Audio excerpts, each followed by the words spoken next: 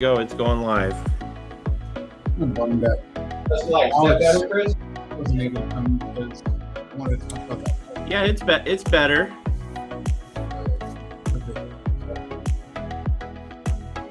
It's worth doing.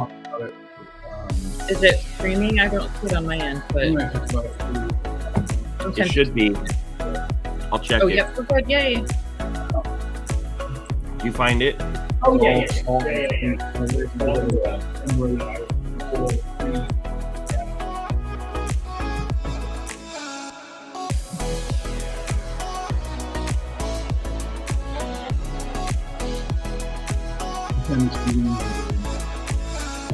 Did you see the bands, Chris? They're white this year. The what? The bands. Did you see the bands in Child Live yesterday? No, Oh, yeah. I was not home. Oh, okay. I'm gonna send you some pictures that we took. They're white, huh? Yeah, but they look really good.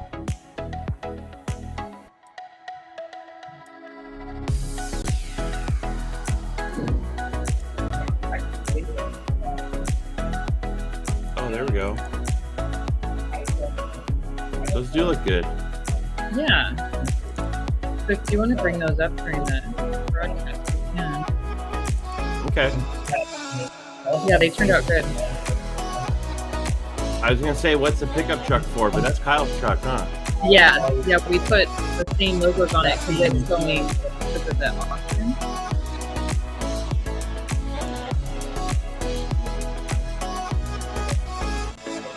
Oh, I'm going to use this picture on Instagram and say that. Looks good. Yeah, they were live.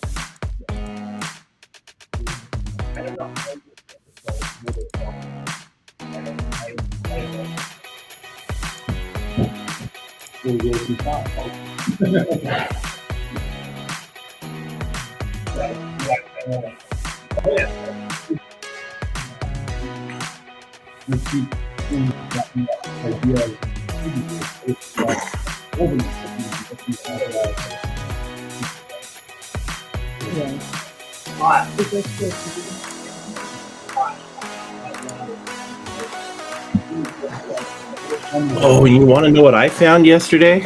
What? I'm gonna send you a picture. I found Stroop waffles made into s'mores. Hey, Chris, the one here, the way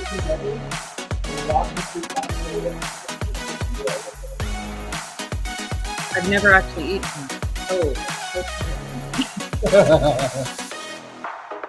Ones, if you're here, I'm seeing them. Okay.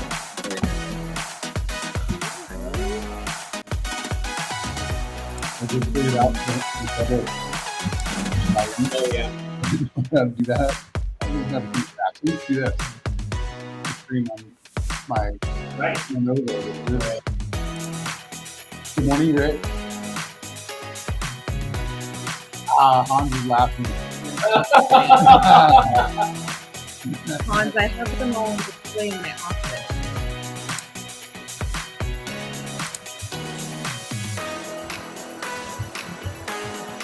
So we bought these fruit waffles. They had the 2-pack snacks at Costco. They're like little individually wrapped for the baby fruit. Yeah. Actually have some? Yeah. American made.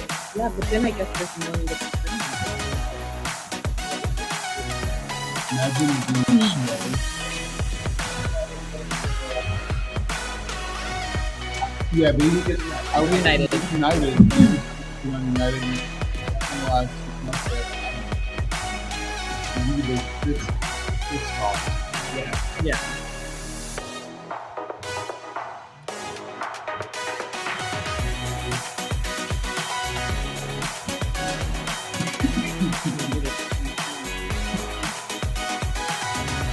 All right, here we go, kid.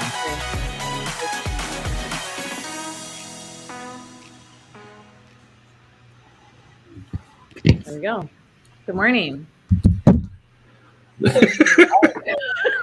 You're supposed to talk to me. Well, mine's frozen. Look. Oh, I don't have. Oh, you know what? I don't have questions. Where's my questions? Frozen in time. Good morning, everybody. Uh-oh. I don't know. I can see questions. Huh, I Mike's can't. saying good morning. Oh no. Mark Ibarra. Man, thanks for joining us early this morning. Looks like Jessica watching the sunrise over LAX. Shoot LAX. Oh, I think she's still on her way here. Yeah. We'll see. Oh, Samantha, look at you guys all. Nicole, we got the whole team here. Hey, Josh Nick. Pierce. All of our guests. Yeah. Guests are joining us on Bead Maker and Coffee. They must be here. Morning. It must be. Yeah, everybody's flying. It's so early. So you can tell that Sydney and I are together today. Yep. Like the Brady Bunch. Yep. I know, right? That's what it feels like. Up and down. We are here live at Pianist headquarters, and we're in Stephen Chin's showroom. Mm-hmm. Yep. Really nice supply store, all Pianist products, great towels, polishers. It's really cool. Really nice setup. Keith's awake. Yeah, so if we get time, we will take you on a little tour around the store. It's pretty cool. Good morning, Adam. Awesome. All right, so why are we here? So today is the beginning of our pickup day, where we get together with the team to, we used to call it the McCall's Motorworks Revival, but now it's called the Motorlux. Yep. The official detailing team for the Motorlux, it comes from members of the Detail Mafia and sponsored by Pianist. This is a Pianist event. And so today is when we all fly in, we all get our plan together, we go to our hotel, and we prepare to descend on the Monterey Car Week, starting at the Jet Center tomorrow, right? Yep. And then we finish the week off at the Quail, and we're even doing some work for an auction this year called the Broad Aero Group, which is really cool. I'm excited to do that, see where that takes this team. Yeah. And a lot of good stuff. Yeah. So yesterday, Kyle and I got here yesterday morning, and we helped set up all the vans. So every year there's 2 vans that carry the crew from the San Francisco area to Monterey. And so we get them all with logos and get them all, built out, put all the detail stuff in there. So, we carry, 25 buckets and everything that you could possibly need for 25 teens. And so it's a lot of stuff. So we are just a traveling crew. We take everything that we'll need for the whole week. How many cases of product was there? I don't know, but we're not supposed to open the doors on the back of the van. There was a lot. It's going to fall out. Yeah. These some pictures Chris is sharing of the white Sprinter, and then I have my truck here for support as well to carry things around for us, whatever we need to do. Kind of don't know exactly what we're going to run into. So we just have everything prepared for that. So all of our friends that are joining us today, Anthony, when we pick you guys up from the airport, just look for the big white vans. They're hard to miss. They have every logo that is associated with this team on it. And really excited, including earlier we saw the back of the van, it had the Rad Company. So 4 members of the Rad Company are going to be joining us. Josh and Levi and a different Anthony. Some of their camera guys, right? And Jimmy, right? Yep, Jimmy. And so we're excited to have them join us as part of the team and go and not only take care of these vehicles, but get some great photos and great video content for PNS and for the Rad Company and for the individual team members that are going to join us. That's part of why we do this. It's going to be fun. Yeah. So the Rad Company is in the chat, and they just mentioned that it will be Jimmy's 21st birthday on Wednesday. So party. Yeah. So funny story about Jimmy. So he started with the Rad Company. I think he was only like 16 or 17 when he started working for them. So he's been with them for quite a while, and so he is super excited to turn 21. He'll be with all of us. Very talented young man. I'm excited to hang out with Jimmy. I did tell him that's a bummer that you'll be with me, Jimmy, because I still think of you as like, you know, I mean, when I met him, he was the same age as my daughter is now. So I'll make sure he stays safe. What a birthday party, though. Yeah. We're in the Motorlux event, which formerly known as the McCall's Motorworks Revival, and maybe the swankiest party that I've ever attended. So maybe the best 21st birthday for Jimmy ever. Yep. Or best birthday party ever. Yep. Good way to start it off. So Keith said the 27 cases of product, and that's just the cases, not including all of the totes full of towels and buffers and pads and brushes and chemicals and accessories. So we're stocked up. All right. So why don't we get into talking about our week, what we did last week, and some of our favorite detail of the week. And then we can go a little bit more and start answering questions. So I believe you were going to start off, talk about, was it our reset towel? Yeah. So, you know, the last couple of weeks has been crazy in my shop. I've been doing a lot of coatings and a lot of, you know, standard stuff. But I think one thing that really stood out to me in the last 2 weeks was, you know, I get to, obviously, a lot of my customers come back, so I get to see their cars, and I'm usually dealing with, you know, Inspiration or Legend or Soul or something like that. But what I thought was really cool this last 2 weeks was I had a that came, he had bought a new vehicle and had gone to another shop in Boise to have his ceramic coat put on. So he didn't, you know, he lived in my area but didn't know about me. And so no big deal. He went to a fantastic shop.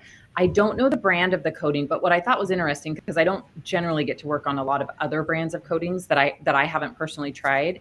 And so what I thought was cool was he came to me for basically his coating maintenance. So the original shop had actually said, "Oh, I didn't realize you live out in this area. You know, it's honestly better if you just go to her for your maintenance because it's closer to you." You know, the shop is really far away from his house. And so I thought that was really nice. So the shop referred him back to me. And so he brought his truck in for just the regular yearly, you know, we full interior and then the ceramic maintenance. And so again, I don't know the brand of the coating, but what I thought was cool was, one, it was in great shape. It was awesome. But I used the reset towel, obviously, and then the bead maker. So we did the, you know, clay and seal method to just, you know, decontaminate the coating, you know, pull out anything from the pores that were clogging it. And what I thought was so cool was it just literally made the coating look like it was just put on again. And I love that method so much, using the reset towel and bead together. You know, and I have yet to find a coating that it doesn't work with, but that method is just so, I mean, I've been doing it for like 5 years now, and I still, every time I'm like, oh my gosh, that is the coolest thing. So, you know, it was kind of fun to have, you know, I had no idea what was on there, and it worked flawlessly, and the truck looked amazing. And, you know, even the customer, when he walked in, he just was like, it literally looks like the day it was done. And, you know, it's been like 18 months since he had it done. And so I just think that's so cool that, you know, that we can revive the coatings and, you know, prolong their life and make sure the customer's getting their full value out of what, you know, they paid for that coating. And, you know, that's part of the reason we do coatings, right? To keep them looking brand new for as long of, you know, period of time. So that was just one that stood out to me, where I thought, you know, it's just so cool that we have these products and that they can do that. And, you know, it's just so versatile and, you know, makes me look like a superstar to my customers. So I thought that was awesome. One of the reasons I love the reset towel is because I fell in love with it. I never liked synthetic towels. Right. I was always, and I never liked the discs either. I always liked the mitt, and I never even put my hand in the mitt. I just liked the control of it. And when we started playing with, and I've played with other clay towels before, they felt stiff or they didn't roll up nice, and I just didn't like it. But when we started playing with the reset towel in its prototype state before we went ahead with it, I fell in love with how soft it is. Not just the rubberized material, the clay media, but the backing, the red. and that's all I want to use now. Mhm. My guys will Yeah. pull out a clay mitt, and I'm like, "Well, you do the roof with that. Give me the reset towel. I'll do the sides." Some life out of the other ones that I have running my shop, or mobile shop. But yeah, I really do love the reset towel and how it works with, either bead maker to do a one-step clay protect, or if we're going to do, we did it the other day and we used a lot of paint gloss because we were going to lay down some different protection. We are going to actually polish it. I didn't want to waste my bead maker because it's liquid gold. But then I did a vehicle where I was going to recoat the hood. So I actually used a little bit of I actually used glass cleaner as my lube because I didn't want to add any protection. Right. And then after that, I paint prepped it and coated it because it just needed to be stripped and recoated. So I'm really enjoying that. Now, another thing I'm really enjoying myself is our Express Sidekick. I know these are 2 items we just came out with, but since they're so fresh, I'm trying to find ways to use it in different, that isn't normal. The other day we did an airplane, and it's been about 4 months since I finished a project doing a large airplanes.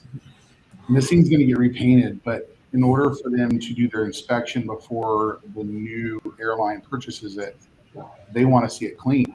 So we did a rinseless wash on the entire airplane, and underneath all the windows had baked in streaks, and the paint in some areas is smooth and shiny, in some areas it's kind of dull and chalky. These airplanes came from a Malaysian airline, just not the same standard as here. I actually used the Sidekick with a little EnviroClean to massage the black streaks that were under the windows, and they disappeared. But EnviroClean wasn't doing it by itself, so that together worked really, really well for me. So the Sidekick, not only for interiors, it comes in great on plastics, on trim, to exfoliate it before solution finish or get streaks off. I wouldn't say put it on nice shiny paint, but it has some great usage. So I wanted to share that today. So Chris, do we have any questions we can start with? There's at least one. So you guys can start sending in your questions because we got a lot going on today, and we want to show you guys around here. So send them in, we can get to them. There you go. Here's the first one. All right. Do you have any spray-on products that will take water spots off? They'll remove water spots. We do and don't. So we have a water spot remover. I don't recommend spraying it. It is an acid. And I don't like when acids are shot out into the air because you're going to breathe them in that state. I would recommend taking our water spot remover and either using a microfiber towel, or I really love using one of our Saver applicators, applying it on there, and then kind of applying it to the water spots like you were applying a ceramic coating. I talked about this in one of our newsletters last month, where as you're applying it and you have a good amount of water spot remover on the surface, you can see the rings where the water spots are. And as you're applying, you can watch them break down. And once it's one solid, I'd say congealed area, when it's fully wet, and you don't see those spots, then it's time to deactivate with a base and rinse it away. So we could use EnviroClean, we could use Brake Buster because it's handy, but make sure you deactivate it. But try not to spray anything on water spots. Now, another thing is Sydney's favorite. If you get water spots on windows, go to Clarity Cream. Clarity Cream will do a great job of not just removing the water spots, but shining those windows up, cleaning them really well. It's safer because you're not working with acids. You don't need you can get away with just normal usage. But if you use our water spot remover, wear safety goggles, wear gloves, wear a respirator, protect yourself because it's harmful to your body. Anything to say about that? Don't Nope. go spraying. Yeah. Just spray. don't go spraying, definitely the hand applied. And it is just one of those things that you really want to watch your time. You want to know what you're doing. Like anything we say, do a test spot. The one thing that I have noticed is, there's a lot of water spot removers out there, and sometimes you will remove the actual water spot, but you won't remove the etching with water spot remover. And I've seen, we all see on TikTok and Instagram and stuff, and some people just overuse the water spot remover. You really have to know the difference between the actual mineral on the paint and then the etching. And so, I had one a couple weeks ago that I used quite a bit of water spot removal, and it did take the mineral off, but they had been there for a while. So there was a lot of etching. So, it's definitely not, it's not going to totally save it. So it just depends on how long the water spots have been there. Yeah, you have your surface level water spots, which are really easy to remove with the water spot remover. And they could be 6 months on there. They could be a year on there. It depends on how much baking in the sun. Yeah. And if the vehicle is protected, they're just sitting there. But if it sits there too long and it eats into the surface or bakes in or etches, there's many terms. You're going to end up needing to do some compounding, polishing. Sometimes, they can get as bad as sanding. Hopefully not. That's years of abuse if you're going to have to sand water spots out. There is one time that I do spray acid, and we have to protect ourselves when we do it. It's when I do the bottom of boats. Boats sitting on a trailer. There's water spots underneath. I will have to spray underneath there, and then we brush it. That's the only time I would do it, because I'm just not going to crawl under there and wipe acid above my head.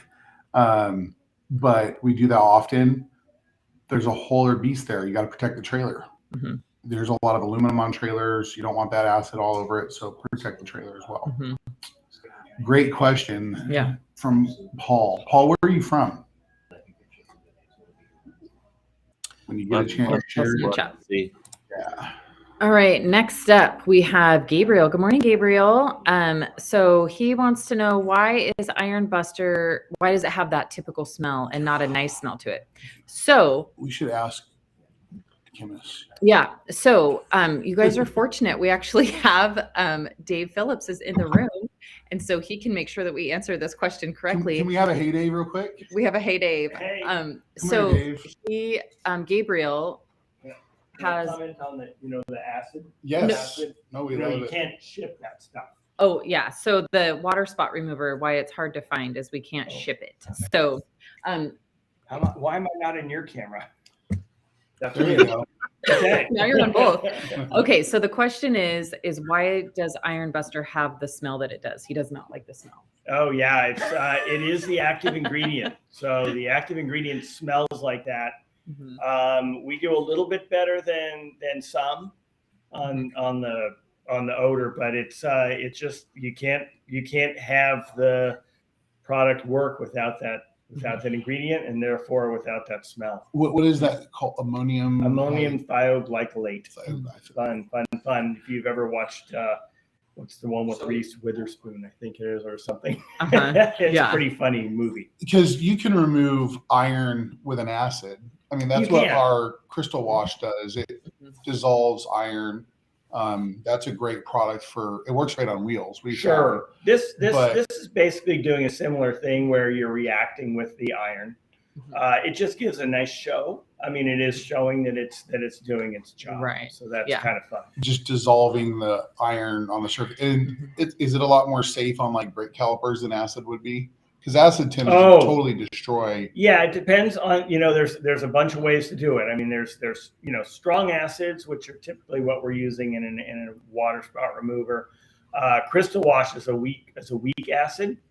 And it tends to grab, not only it tends to dissolve it, but it also tends to grab hold of it. It acts like a chelate.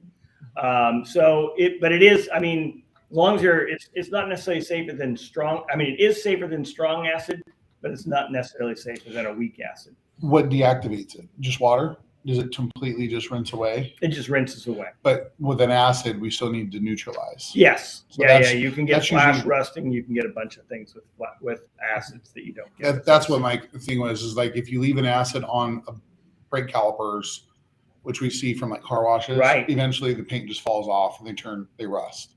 But with Iron Buster, it's not going to do that when you thoroughly rinse it. Correct. That is correct. All right. Good. I just learned something too. Cool. Thank That's you, a great Dave. question. Great question. No, for sure. Yeah, really. All right. Good morning. Ooh, The all right, sun's got coming in. another Look at good. All right. So, do we have another question, Chris? We have Sure some good- do. Oh, this is a trigger for me. I'm just about out of the limited edition blue bead maker. Any plans on releasing either an updated version or another limited edition version? So I'm going to say no.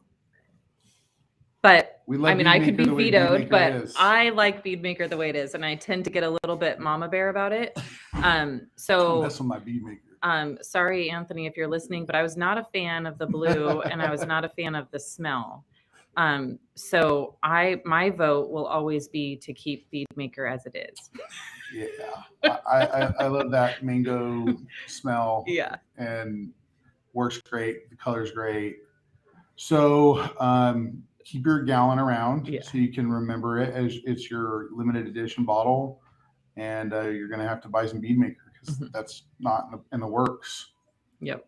That's funny though. That is funny. I still have mine's pretty full still. That is I funny. think I have one bottle out of it, so 32 ounces out of the whole thing is gone. I still have my entire gallon. And it's funny because I feel like sometimes people go on the Rag Company Q&A when I'm on there just to see me and Anthony argue about that. All right. Next up, we have, do you guys recommend putting on more than 1 or 2 coats on a repaired oxidized hood? Mark, are you talking about coating? I think he probably is. Probably a coating. So we always recommend 2 coats, no matter what combination you're using. So if you're using Inspiration or Legend, always do 2 coats. In my case, I always do a 1-in-1. So whether I'm using Inspiration or Legend, I always top it with Soul. So we always recommend putting 2 coats. Now, a repaired oxidized hood. So you're removing the dead, whether it's single stage paint, so you're removing that dead layer of paint or that really bad layer of clear coat. Yeah, I think 2 coats is going to be best because you want it to kind of fill the pores that have been damaged, from the sun and protect them. And I feel that that's your best way you can protect it. But once you get oxidation, it's like skin cancer, right? Once you remove it, it comes back with a vengeance. And so you have to baby those things. And so that would be best. I know this because so many RVs, once you get that oxidation, if you continue down the same course, it'll never get better. So yeah, I would say Inspiration because it works well on plastics. And I feel that it's going to feel nicely, and then top it with Soul. Legend on that may sit on the top. I want it to get down in there. A little less solids. He kind of wrote a whole story. Oh, that was me replying. Oh, okay. We replied. Thanks. Giving my experience. Gotcha. It'll extend the longevity for sure, but it's not going to stop peeling. Funny. All right. One more question from Gabriel. This is a funny one. One more question for Queenie. How many different secret products did you use last week? So this is a great question. I would say the answer is probably 2.5. So there's one new product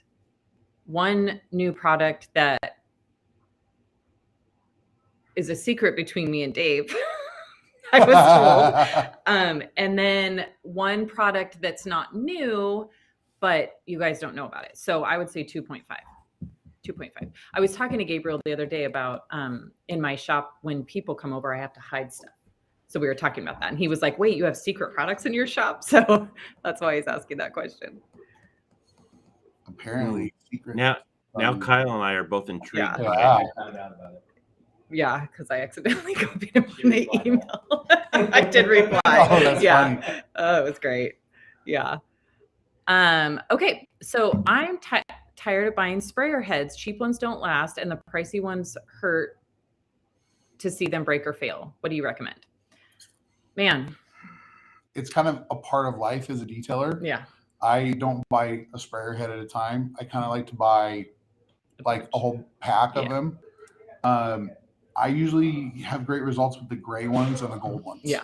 Yeah. I know all yours are gold. Yeah. And mine are usually the gray because that's what was available, especially during COVID. Yeah. Yeah. So it's just part of it. Now, if you want to preserve your sprayer heads, if they're like O-rings are going bad, I know some people that pull them out, spray it back in the bottle, put it back in, and get the product out of the O-ring. Yeah. If you got time for that, but it's just a cost of doing business. You got to add that to your run rate of your business. Right. And once a year, usually towards the end of the year, when I want to have things, I just buy a pack of them. Yeah, and I think that's don't push them so far to where they frustrate you. And I occasionally do that, so I know what you're talking about. So we have to remember that we are using either chemicals or things with sealants in them, generally speaking, or silicones, thinking about our tire dressings and stuff. And, some of these seals and stuff in the sprayer heads, they were not meant to keep that product in that bottle or that sprayer head for that long. And so, like Kyle said, buy them in bulk so that you don't stress yourself out, and just, like the first sign that it's failing, just change it. I mean, that's what I do. I do use the Tolco sprayers. I use the gold ones. The gold ones were a little bit meant more for chemicals, so they tend to be a little bit more resistant to that kind of stuff. But yeah, just keep a stock of them and replace them. Don't push it to the point where you get frustrated.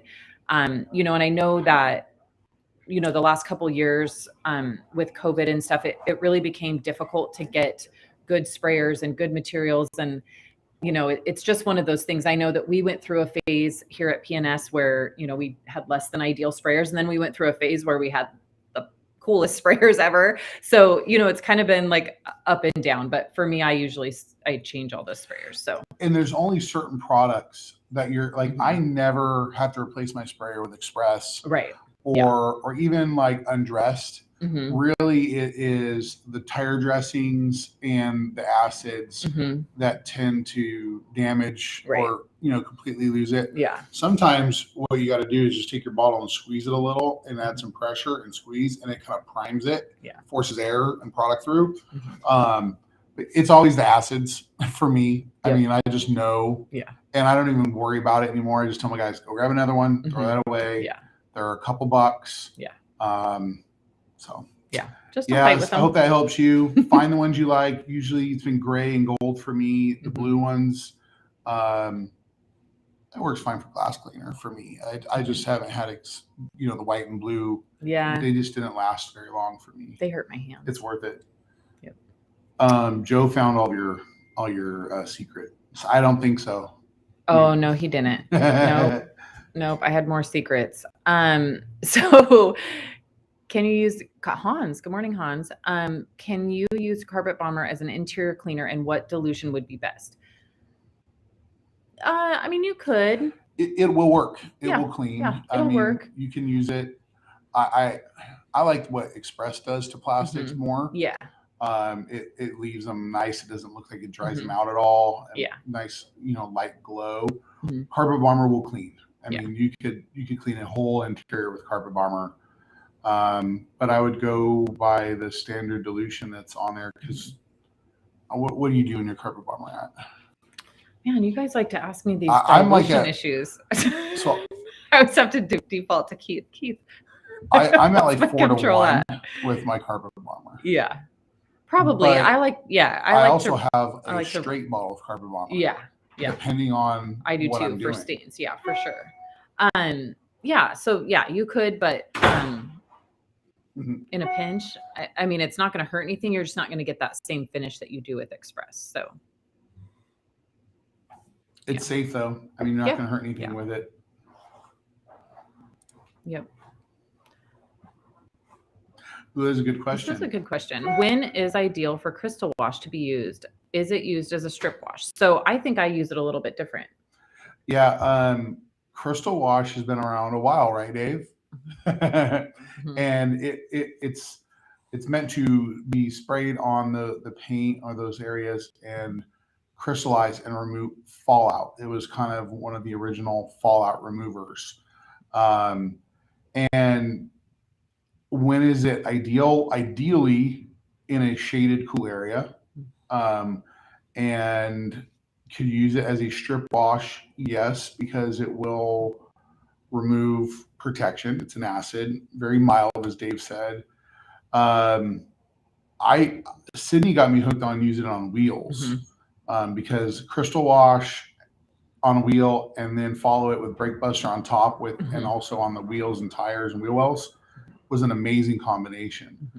I've used crystal wash on the side of an RV before. The whole bottom got hit by some sprinklers, and the whole back had a lot of contaminants on it. Like it was like in an industrial area. Yeah.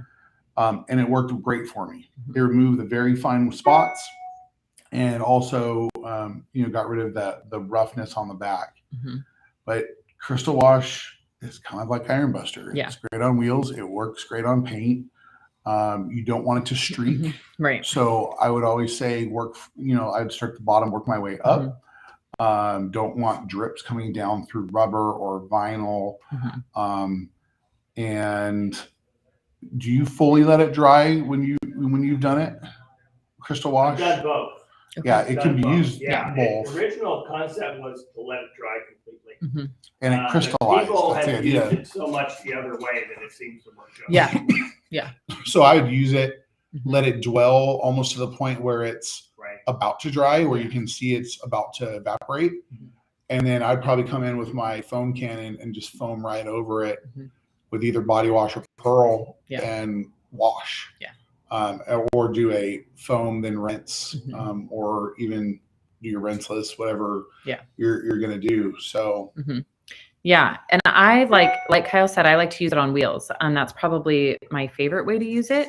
And for a couple different reasons. So, when I first started playing with crystal wash, we obviously didn't have Iron Buster. And for me, working from home in my shop and even out in my driveway, other fallout removers would smell so terrible. We talked about the smell earlier, but some of them are 4 times as bad as ours. And so I didn't like to use any fallout removers in my shop, because if I used them inside my shop, it would smell like that for 5 days. It smelled so terrible.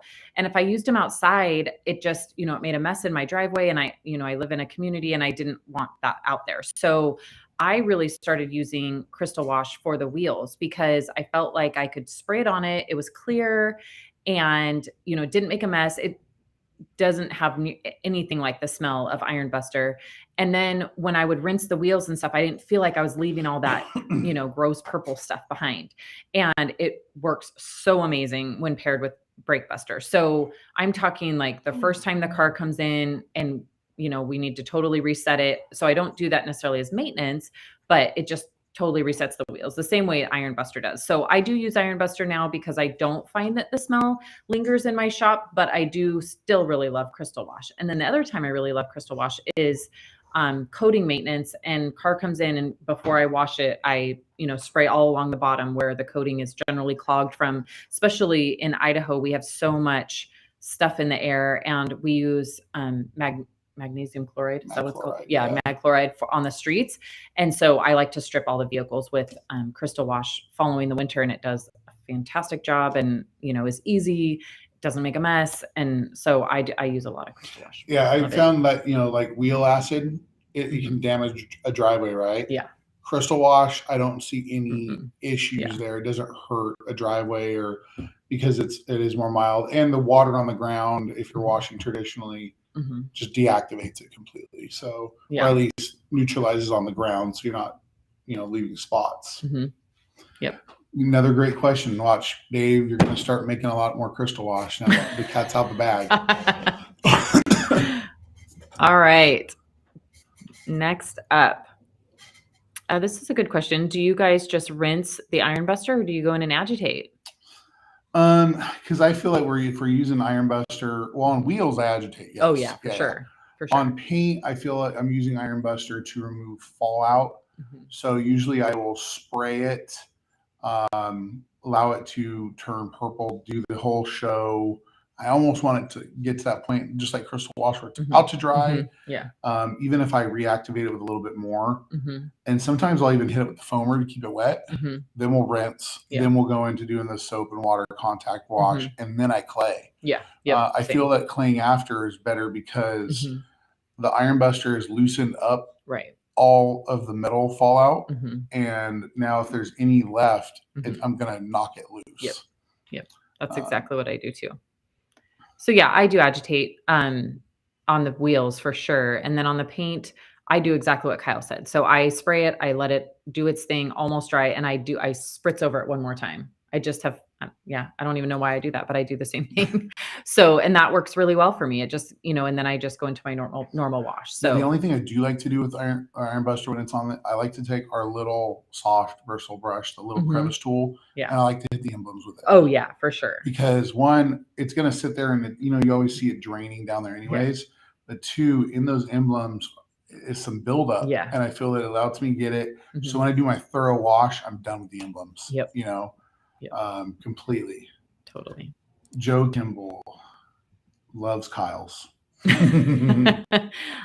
Luis, do you dilute Brake Buster? No, unless you're using it in an IK sprayer.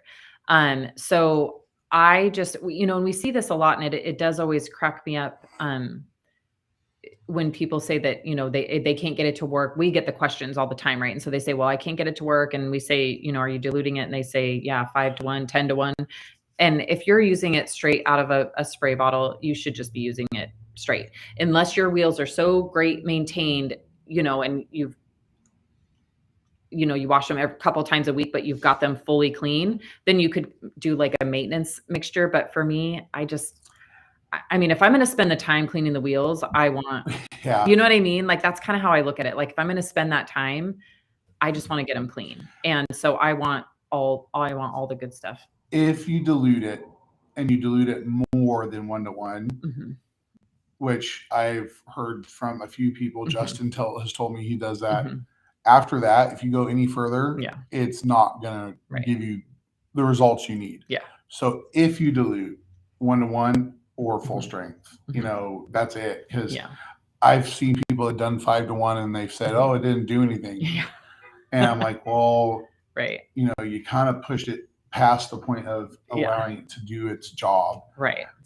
It's diminishing return there. So yes, you saved some money, but now you're working 3 times harder to clean the wheel. Yeah. So well, and where you're going to suffer with diluting it is the ability to clean the tires. You know what I mean? You want to clean your tires. So, and then just to follow that up, in case we are talking about an IK sprayer, 4-to-1 or 5-to-1. Because foamer. Because the foam, right? It does some magic with it. It does. Yep. Thank you, Luis. Hello, Facebook user. Who's the? I don't know. Hello from the Kyle fan club. That's nice. I hope it's William. Hans, this is a great question for Dave. He's still standing here. Will there ever be a Pianist shower gel?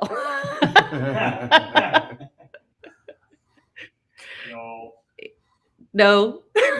we don't see a market for it. In the car. Well, and there's probably some crazy regulations on body products, right? I'm thinking he probably doesn't want to get into that. Well, just hand sanitizer had to be approved, FDA approved stuff. So no shower. You really want your body gel made in the same tank, right? Wash and wax, right?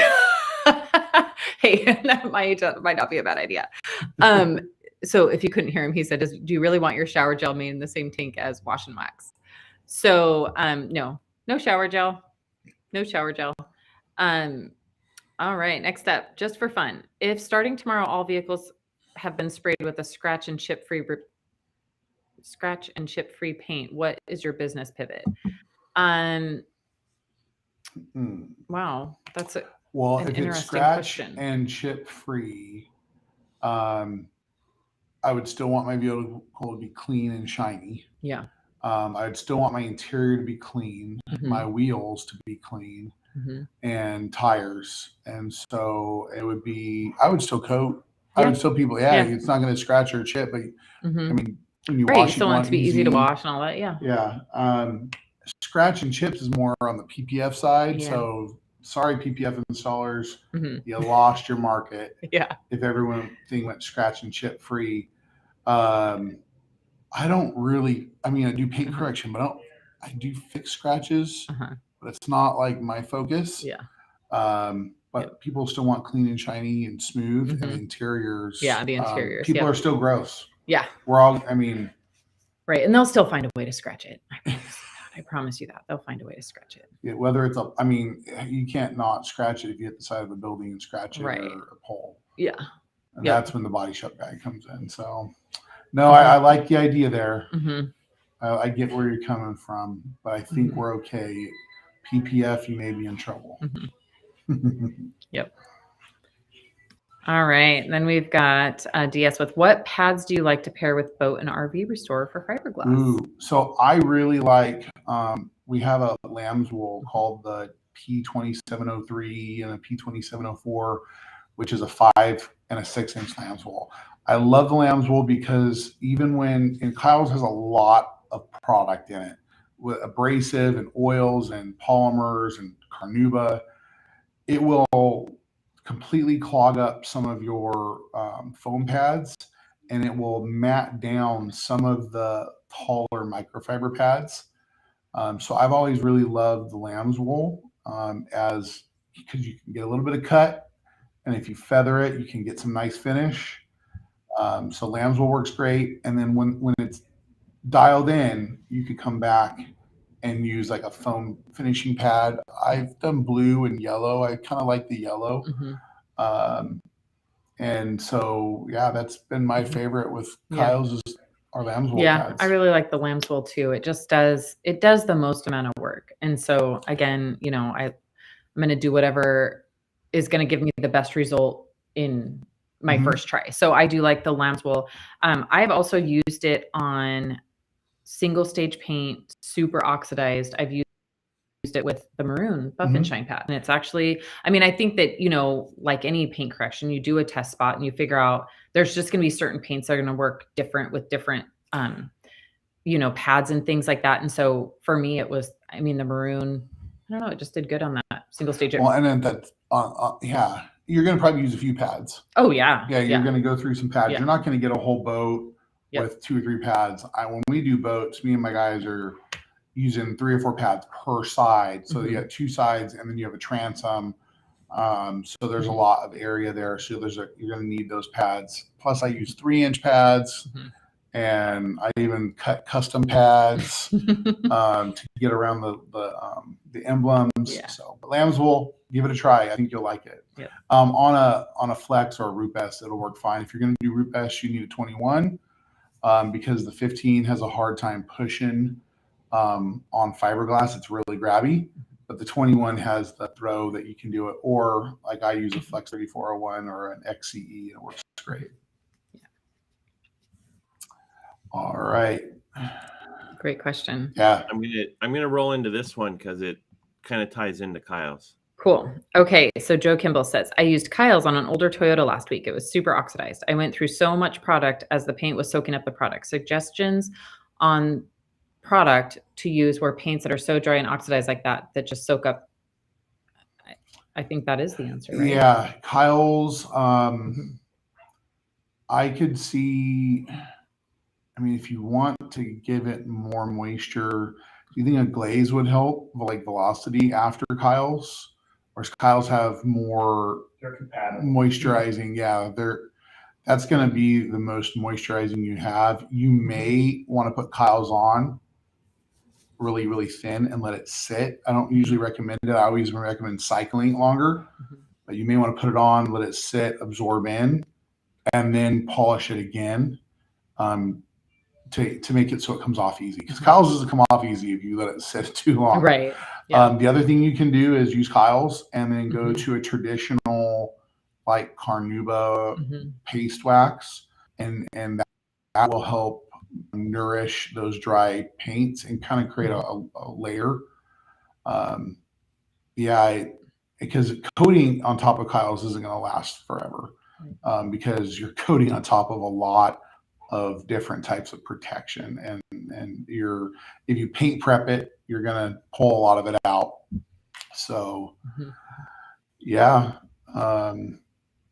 use Kyle's as your cut, use Kyle's as your finish, and try your pads. Yeah. That'll help. Yeah. Yep. That's what I would do. I would do 2 whole separate passes. Yeah. Use it You're cutting and moisturizing, and then you're finishing moisturizing. Right. Yep. Cool. And then I saw that we had a question for Dave. Oh. Okay. No, you're fine.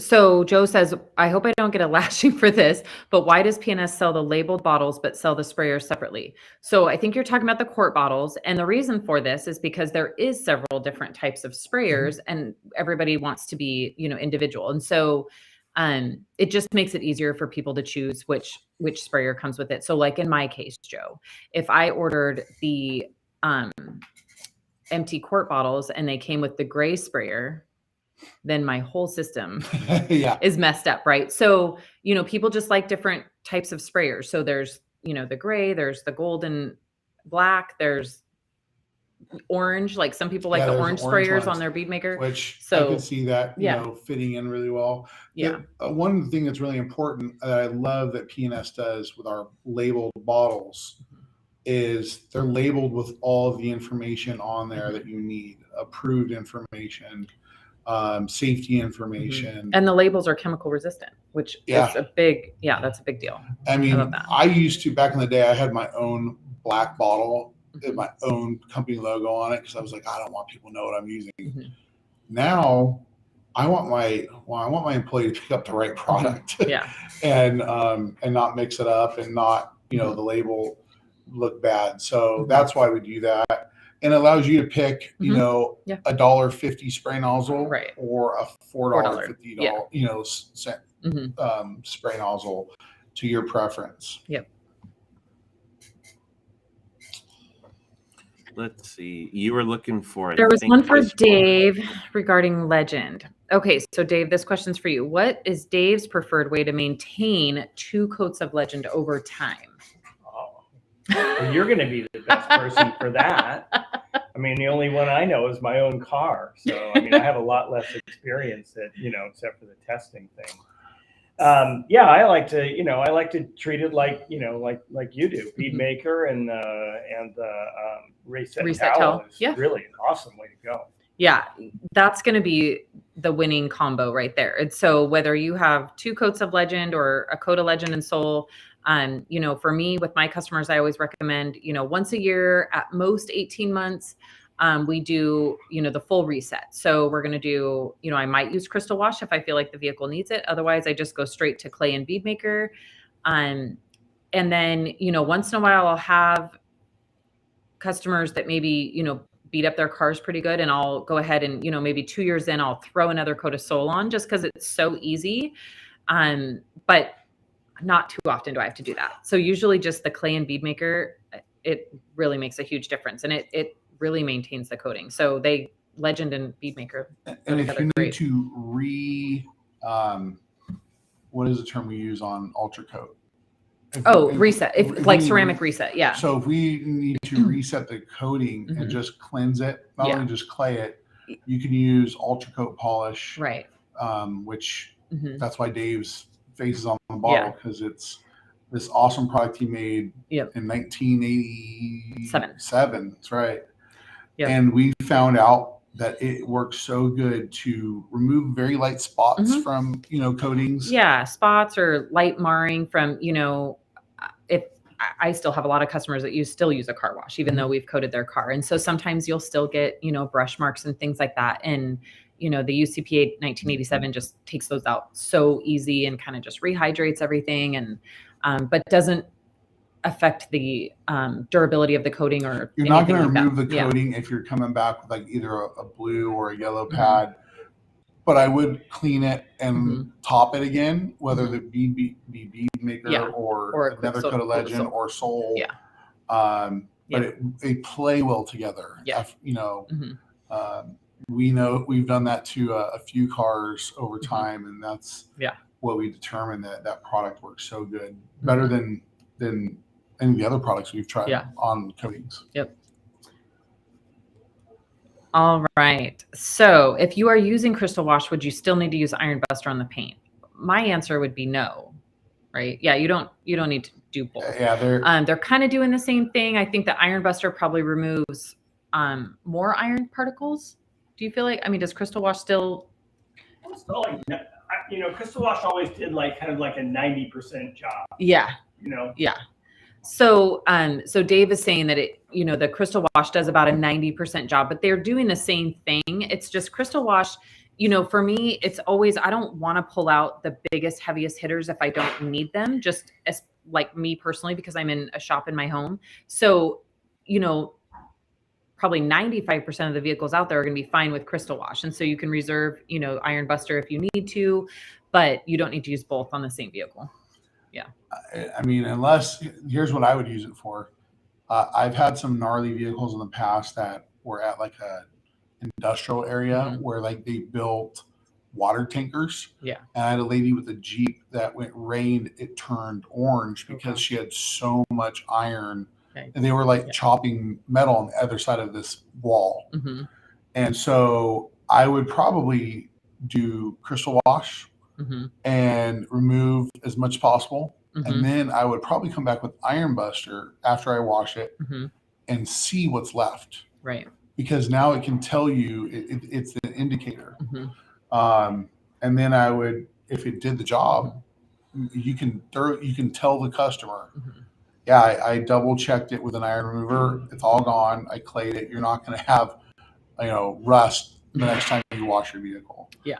I just think that'd be pretty cool as a test to prove you've removed it for her, or I did. Yep. So. Okay, so this is a good question. Use Crystal Wash with an IK sprayer or a foam cannon. So this is going to be my answer, and you guys can tell me if I'm wrong. I'm going to say no, because I don't think you necessarily want to like super aerosolize it, right? Yeah, no, don't put it in an IK sprayer or a foam cannon. Yeah, you don't, you know, because it's a mild acid, but it's still an acid. So don't. You know, their thing they did at the rag company where they defeated they kind of just made it like a like an airless sprayer. Right. So it's just kind of like sprays out liquid. If you alter your sprayer to do that, that's probably fine. Yeah. Right. Yeah. Yeah. So I wouldn't suggest doing that. You don't want to atomize it. You just want to get it on the surface, whether it's by spraying or whatever method you choose. I would make sure if I did spray it, I am upwind. Yeah. Yep. All right. What's the big difference between Pearl and body wash? I have found that I really like body wash just because the foam is thicker. Is that the only difference, or is there a pH difference? I'm pretty sure there's a pH difference. Body wash cleans a little bit more. I've found when I do an RV that I'm going to be doing some correction or work to, I usually go to body wash if I want to clean a little bit more thorough. But Pearl I use when I'm just trying to be as gentle as possible. But it is thicker. We can tell the viscosity of body wash is thicker. Is the dilution very similar? The dilutions, well, I think, you know, body wash is kind of like this just crazy foaming soap, right? And the concentrations are a little higher than they are, it's a much different formula than Pearl. But the net result is, you know, it was kind of designed as a kind of a car wash foamer. So it's pretty darn, that's what it's designed to do. So it does a lot of foaming. Yeah. Body wash was intended to go through our chemtrol and then fill on the bucket side to go into your bucket. So if you had a shop, you would dilute right there through the chemtrol. And that's really, it's part of that line because it suited the chemtrol system, just like EnviroClean and Tempest. And these are all great products that we have, but they bear the chemtrol name because they were meant for chemtrol. You can use them without chemtrol, but it's really cool in the chemtrol system. That's what I have my body wash through. All right, so we have a bunch of questions that we should be able to jam through a little bit. There was some speed kind round. of one, So Anthony Brown's had a lot of really great questions. That should be easy. You want me to skip ahead or what? Well, I can't see them anymore. I've just seen them. I So know. he had one about the blue pad. Okay, so we've got one from, I have G-Tech CSL XO and have had it on for about 1.5 years. It has some bead maker. What would you use to refresh the coating maintenance? Exactly that. So just like we've been talking about, the reset towel and bead maker really should be all that you need. So yep, just keep maintaining it with that. Bead maker works great with Mhm. XO. Yep. Awesome. Hold on. So Anthony had one about the reset towel and he had one about the blueberry pad. And then Rick had a great question about Legend also. I can read that from it. You want the reset towel question? Oh, there it is. Okay, so Anthony Brown, is the Pianist blue pad the same as the Reflection Artist blueberry pad? Yes. It is the same foam. Same one. Mhm. Yep. Pianist has been working with Buff and Shine it's a great partnership for decades. Yep. Yeah, there's actually a great video. Oh yeah, the Rag Company it's did on the that. Rag Company channel. And it's about the relationship between Buff and Shine and Pianist. And it's actually me and Justin, and we go back through the history. So if you want to know more about that, it's pretty interesting. The story is great. So go look that up on the Rag Company channel. I think it was just called Buff and Shine and Pianist. So yes, same pad. Will there ever be a Dreammaker 32-ounce bottle? So I'm bummed that Bob left. So I was actually going to bring him on for this question. So maybe I think we just say it. I mean, we might get in trouble for saying this, but yes, the labels just arrived yesterday. Yeah. So yes, it's coming. It was a surprise to us. It's coming. Yeah. I don't know. Yeah. Not happening next week. Yeah. Right. Give it some time. Yes. Don't go beating down your distributor's door yet. Right. We just got labels. Yep. The real question is, did you find a hot pink sprayer for it? No, but that would be a good idea. But yes, I'm so excited. So Bob opened the box yesterday, and yes, they're on their way, Anthony. It's kind of funny that I mean, yeah. We I was going to make Bob labeled a bottle just to get pictures with. Right. Yeah. Yeah. We have one bottle with one label just for content. So keep an eye out for that in the next 30 days to be announced, and we'll roll that out. It's on its way. Okay, so reset towel once a year for maintenance. How often do you use bead maker after washing? So my customers that come in, I just suggest that they come in once a year for that. On my personal vehicle, here's the thing with the reset towel is you can use it more than once a year, right? So on my personal vehicle, I probably use it 4 times a year just because I can, right? It doesn't hurt anything. I did see another message from Anthony, so I'll just talk about this one in this question is, does the reset towel scratch the coating? No. So when you're using it with bead maker or paint gloss, the clay on our clay towel really is a reset. It's not meant for heavy contamination and something that you would need a true clay bar for. So it's not going to scratch the paint in the same way that what we have always been taught that clay scratches the paint. So the clay on this clay towel is mild, but it does a lot of work, but it does not mar the paint like you would. Now, on an uncoated car, I have had it cause marring, and you may need to do that. But generally speaking, on a coated car, it's not. If you in beast mode, and like me, and just what you're gonna do is you're gonna haze the top of the orange peel. Which I tested because one of the worst offenders for me was like the Honda Accord. They had bad orange peel at one time. Black ones, and I used to mar that and have to polish it. But it is really mild, to the point where I learned this. I had a really bad clay job, and I had to have my guys reclay the hood after I inspected it. But I like that. I'd much rather come back and give it a second go than worry about marring something up. Right. And that's why this buttery soft clay media on the reset towel is what it's for. Reset. Right. It's not strip. Right. And that's what most of Vine detailing is. I mean, if it's worse than that, I should be probably using Crystal Washer Iron Buster first. Yeah. So if you're using it correctly, which if you go watch the video that Rennie did at Air Force One, when he was talking about the reset towel, he showed the different methods. So he talked about if you're doing contamination removal, if you're doing a clay and seal, he kind of showed you how you're not going to use that scrubbing motion. If you're doing the clay and seal, you're going to use nice fluid long motions, right? So there is different methods to using the towel. And Rennie kind of goes through those in that video. So you can check that out. But then back to the original question of how often can you do it? You can really do it as often as you need. But for my customers, I do just, suggest once a year. I do have like some farmers that come twice a year just because they like to make sure that their coating is staying, I try perfect. and clay my truck quarterly. Yeah. With the reset towel and Yeah. bead maker. Yeah. And Because that's what I my do, truck just sits 'cause I can't- outside, right. and the hood and the roof are like flat. Yeah. And so, there's always dust contaminants on my truck. Yeah. My wife's car, I do it once a year. Yeah. It's in the garage. And then when it's at work, it's actually Right. under a giant solar panel. Mhm. So it's protected from the elements. Yeah.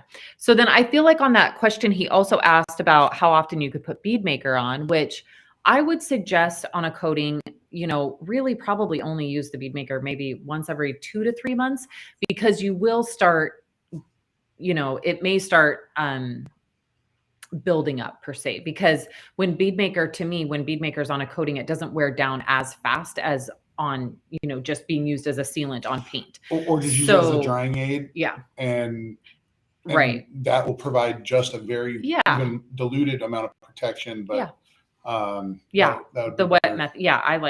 For me, I always like putting bead maker on wet paint. So that kind of covers that. All right. And then we had one from Rick Walling. And then Michael Hill chimed in. So I wanted to address that one too before we end here.